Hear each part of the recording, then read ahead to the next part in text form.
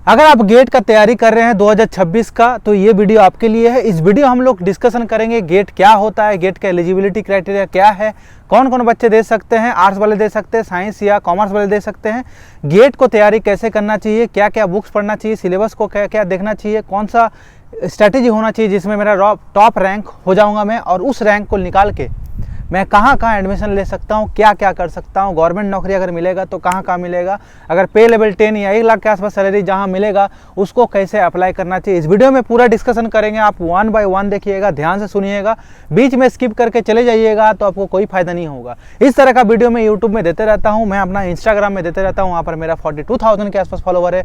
LinkedIn में मैं देता हूँ, वहाँ पर भी 17,000 के फॉलोवर है। यूट्यूब में आप देख ही सकते हैं। तो जल्दी से जल्दी जाके सब्सक्राइब कीजिए, लाइक कीजिए और शेयर कीजिए, मेरे कम्युनिटी में जुड़े रहिए। तो शुरू करते हैं 1 बाय 1 कि गेट क्या होता है और गेट का तैयारी अगर करना है तो क्या क्या चीज़ों का ध्यान रखना पड़ेगा।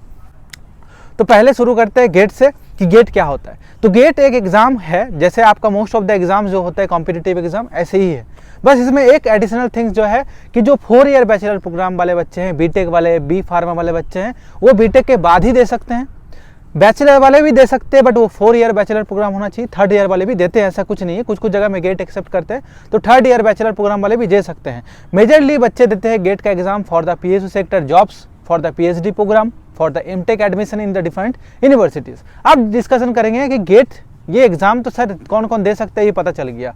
तो आप कोई भी फील्ड से हैं आप दे सकते हैं। आप सोशल साइंस से हैं, आप ह्यूमैनिटीज़ से हैं, अगर आप साइंस के बिलोंग करते हैं, आप बीटेक है, बी फार्मा के बच्चे, सब दे सकते हैं। मोस्ट ऑफ द डोमेन के बच्चे गेट का एग्जाम दे सकते हैं। बहुत सारे बच्चे को लगता है कि आर्ट्स के बच्चे गेट नहीं दे सकते, आर्ट्स के बच्चे भी गेट दे सकते हैं। ठीक है, तो गेट ऐसे एग्जाम है जिसको मोस्ट ऑफ द बच्चे दे सकते हैं। अब बात है कि गेट तो पता चल गया, हम लोग दे सकते हैं, ये क्राइटेरिया है। अब बात है कि कैसे हम उसको तैयारी करें, क्या क्या बुक फॉलो करना चाहिए और क्या स्ट्रैटेजी होना चाहिए। तो ध्यान से सुनिएगा। तो गेट का अगर तैयारी स्टार्ट करते हैं, तो कोई भी कॉम्पिटिटिव एग्जाम का स्टार्ट करते हैं, तैयारी करते हैं, या भी कोई भी चीज़ आप अगर करना चाहते हैं, तो पहले जो सबसे मोस्ट इंपॉर्टेंट थिंग्स लगता है बच्चे लोगों में, स्टूडेंट में या विद्यार्थी में, वो है आपका माइंडसेट। माइंडसेट एक ऐसा चीज़ है जिसमें आप अगर पहले से सोच लेते हैं मैं कर लूँगा, क्योंकि मैं देखा हूँ बहुत सारे बच्चे लोगों को 7 साल से मैं पढ़ा रहा हूँ, कोचिंग भी कराता हूँ, गेट का, CSA नेट का, CUT PG गैट भी सबका कराता हूँ। मैं देखा हूँ जो बच्चे माइंडसेट से क्लियर होते हैं ना, भले उसको कुछ ना आए, बट अगर माइंडसेट से क्लियर है, उसको लग रहा है कॉन्फिडेंस है, तो वो कर लेता है, क्योंकि उनको भूख है वो करने का, क्योंकि उनको पता है अगर नहीं करेंगे तो कोई ऑप्शन नहीं, आर या पार करना है। इस सिनेरियो में ही बच्चे क्वालिफाई कर पाते हैं, अच्छा रैंक कर पाते हैं। तो आपको भी यही माइंडसेट बनाना पड़ेगा।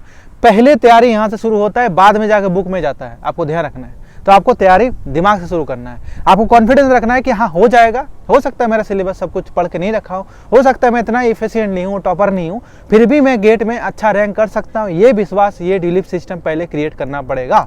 अगर ये क्रिएट करते हैं उसके बाद ही आप स्टार्ट कर सकते हैं तैयारी।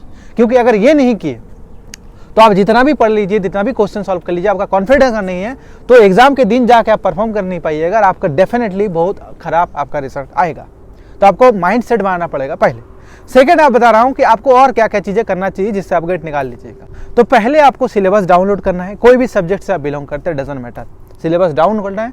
उसके साथ साथ जो उसका PYQs है, मिनिमम 10 ईयर का, बहुत सारे बच्चे बोलते हैं कि 10 ईयर के 5 ईयर, मैं बोलूँगा मिनिमम 10 ईयर का PYQs को डाउनलोड कीजिए, उनको एनालिसिस कीजिए। PYQs को एनालिसिस करने के बाद आपको पता चलेगा कि इस एरिया से ज़्यादा क्वेश्चन आता है। एक 80-20 प्रिंसिपल होता है, मतलब 80% पोर्सन या 30% पोर्सन से 70 से लेकर 80% सिलेबस कवर होता है, मतलब क्वेश्चन वहाँ से आता है। ऐसे आपका भी घर में बहुत सारे ऐसे कपड़ा होगा, हो सकता है आपके पास 10 कपड़ा हो, लेकिन आप हो सकता है 2-3 कपड़ा फ्रिक्वेंटली पहनते हैं, अब बार बार पहनते हैं। ये सबके साथ होता है। That is called the 80-20 principle, that you to remember. तो आप उस सिलेबस को कवर कीजिए, जो सिलेबस से ज़्यादा क्वेश्चन आ रहा है उसको पहले पढ़िए, कॉन्सेप्ट को क्लियर कीजिए। फैक्चुअल है तो फैक्ट्स को रटिए, कॉन्सेप्चुअल है तो कॉन्सेप्ट को समझिए, क्या अंडरस्टैंड कीजिए कैसे चीज़ें हो रहा है, मैकेनिक्स क्या है इसके पीछे। जब वो आपका क्लियर हो जाएगा तो फिर आपको जाना है PYQs में। पहले PYQs से स्टार्ट किए, अब फिर से PYQs में जाना है, क्वेश्चन सॉल्व करना रिगरसली। क्वेश्चन जहाँ जहाँ फंसेगा उसको नोट करके रखिए, उसके सिलेबस में बैक फुट में फिर से जाइए, उस सिलेबस को फिर से पढ़िए, फिर क्वेश्चन सॉल्व कीजिए। और PYQs का स्पेसिफिक आपका नोट्स होना चाहिए, बुक होना चाहिए, कॉपी होना चाहिए, जहाँ पर आप कंटिन्यूसली PYQ सॉल्व करते हैं। आपके पास अगर टैब है, इलेक्ट्रॉनिक्स गैजेट है, तो वहाँ पर भी नोट्स बनाना बहुत ईजी है। आप कलरफुल डायग्राम बना सकते हैं, वो अपने अनुसार एडजस्ट कर सकते हैं। डजंट मैटर आपके पास नोट हो या बुक हो या कॉपी हो, आपको यही तैयारी करना। जब आप ये मल्टीपल टाइम कीजिएगा तो आपको पता चल जाएगा कौन कौन सा सिलेबस से ज़्यादा क्वेश्चन आ रहा है। आपके पूरे दिमाग में बैठ जाएगा कि ये क्वेश्चन आएगा तो आंसर करेंगे, आपको ऑप्शन देखने का जरूरत नहीं पड़ेगा। ऐसे एफिशिएंट हो जाता है। जब मैं मास्टर्स के एंट्रेंस का तैयारी कर रहा था, DU का, JNU का, BHU का, तो मैं इतना तैयारी किया था कि मेरे को क्वेश्चन देख के पता चल जाता था कि ऑप्शन तो यही होगा जो भी हो जाए। गुमराह करने के लिए बहुत सारे ऑप्शन देते हैं क्वेश्चन में, लेकिन आप देखिएगा ध्यान से, मैं इतना अच्छा तैयारी किया था, मेरा मोस्ट ऑफ द जगह में टॉप रैंक में था और मोस्ट ऑफ द जगह मेरे को एडमिशन मिल गया था। मेरे को एडमिशन के लिए दौड़ना नहीं पड़ा था, जहाँ जा रहा था एडमिशन हो जा रहा था। तो आपको भी ऐसे ही तैयारी करना पड़ेगा, तभी होगा। मैं 2 बार JRF में क्वालिफाई किया हूँ, मेरा DBT JRF क्वालिफाई किया हूँ, जितने भी एग्जाम हो मोस्ट ऑफ द एग्जाम में मैं क्वालिफाई कर चुका हूँ। तो आपको भी ये स्ट्रेटेजी मैं दूंगा।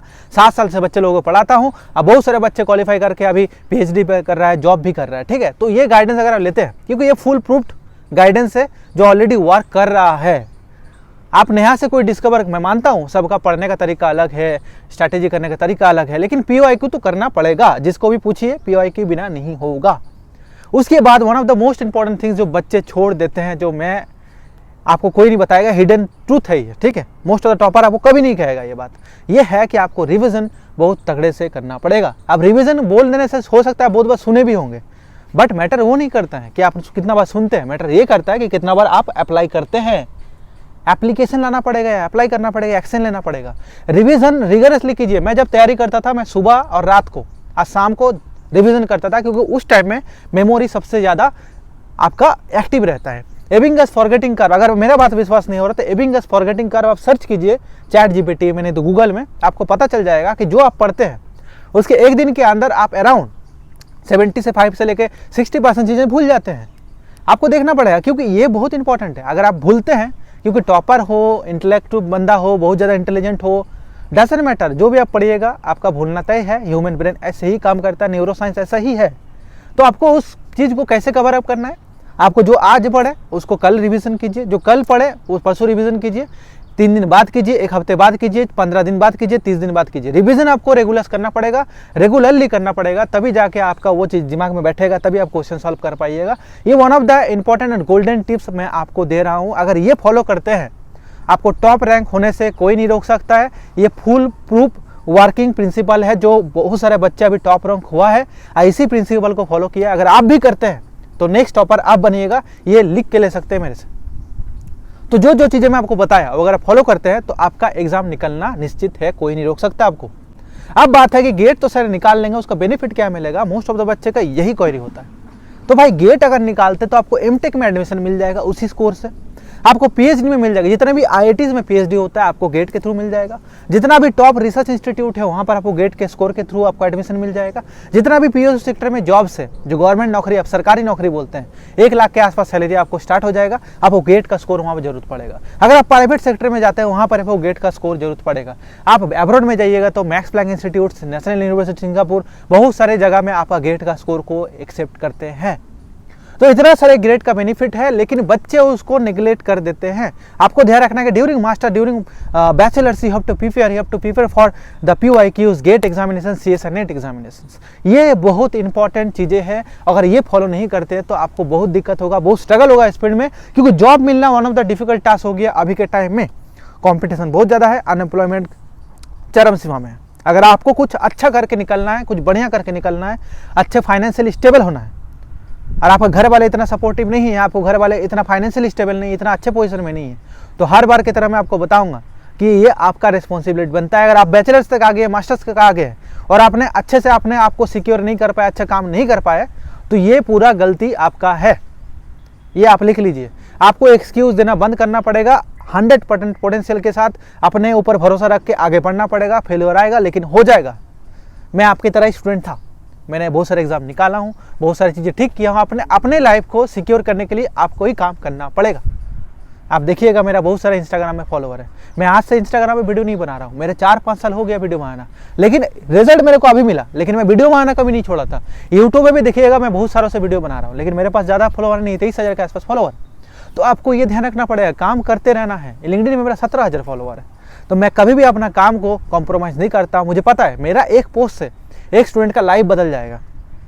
जो स्टूडेंट को नोटिफिकेशन के बारे में पता नहीं था वो अच्छे जगह में पहुंच जाएगा। मेरा गाइडेंस से वो उस जगह में पहुंच सकता है जहां पर जाने के लिए 10 बार सोचना पड़ता है।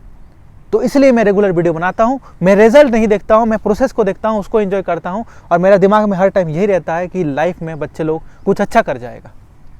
बहुत सारी चीज़ें मैं वीडियो बनाता हूँ, पीएचडी के ऊपर बनाता हूँ, जॉब्स के ऊपर बनाता हूँ, किसी वो भी मोटिवेट करता हूँ कि कुछ अगर खुद का करना चाहते हैं, स्टार्टअप खोलना चाहते हैं, कुछ अपना कुछ करना चाहते हैं, आपको डेफिनेटली करना चाहिए। आपको रिस्क टेकिंग कैपेसिटी रखना पड़ेगा।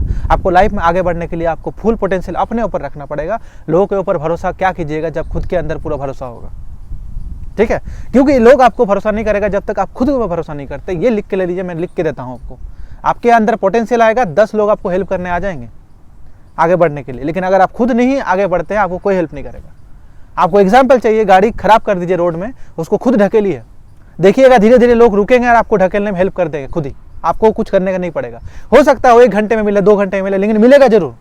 लेकिन अगर आप गाड़ी के अंदर बैठे रहिए, कोई आपको हेल्प नहीं करेगा, मैं गारंटी के साथ बता सकता हूँ। तो अपना लाइफ को अगर ठीक करना है, आपको स्टेप लेना पड़ेगा। आपको सब तरफ से लोग हेल्प करेंगे, याद रखिएगा। ज्ञान बहुत लोग देंगे, लेकिन पैसा कोई नहीं देगा। तो पैसे को अगर सिक्योर करना है, फाइनेंस को अगर सिक्योर करना है, तो खुद के ऊपर वर्क करना पड़ेगा। And that is the time. अगर 20 से लेकर 30s में कुछ नहीं कर पाए, तो आपको आगे जाकर बहुत स्ट्रगल फील करना पड़ेगा, और आपका पूरा life most of the downgraded में चलेगा। तो ये ध्यान रखिएगा, यही आपका मोटिवेशन होना चाहिए। तो वीडियो अच्छा लगा है तो आप शेयर कीजिए, लाइक कीजिए। प्रेम पूर्वक आदर होते दिल से आपका बहुत बहुत धन्यवाद। सब सोशल मीडिया प्लेटफॉर्म मेरे साथ जुड़े रहिए। कुछ भी क्वेरी हो तो कमेंट बॉक्स में कमेंट जरूर कीजिएगा। बहुत बहुत धन्यवाद।